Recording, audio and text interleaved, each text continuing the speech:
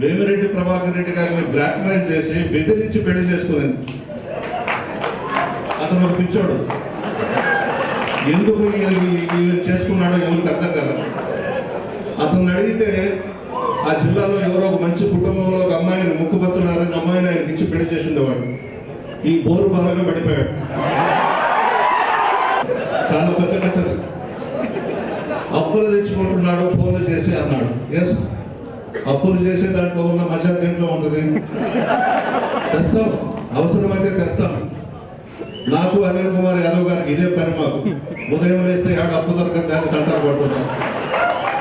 దాంట్లో తప్పేముంది, మళ్ళా తిరిగి కట్టొచ్చు కదా. కుల నోటు రాసిస్తాము, చెక్ ఇస్తాము. అది కూడా మాట్లాడింది ఆ మీటింగ్లో. అప్పులు చేయింది ఎవరమ్మా? నీ భర్త చేయలేదు అప్పుడు. నీ ప్రభాకర్ రెడ్డి నాతో, చలపతితో, రజత్తో చాలాసార్లు చెప్పాడు, డబ్బులు లేవు ప్రసన్న, అప్పులు తెచ్చి పార్టీ కోసం పనిచేస్తా ఉన్నానని చెప్పాడు. అప్పు ఎవరైనా చేయొచ్చమ్మా, కానీ నువ్వు పిహెచ్డీలో చేసినటువంటి ఘనత ఎవరు చేయలేదు తల్లి. నీ చరిత్రది. ప్రసాద్ రెడ్డి గారు అడిగారు, ప్రభాకర్ రెడ్డి గారిని పెళ్లి చేసుకోకముందు నీ చరిత్ర ఏందమ్మా అని అడిగాడు చంద్రపాడ ప్రసాద్ రెడ్డి గారు. జగమెరిగిన సత్యం. నెల్లూరు జిల్లాలో ఏ మారుమూల గ్రామంలో అడిగినా చెప్తారు.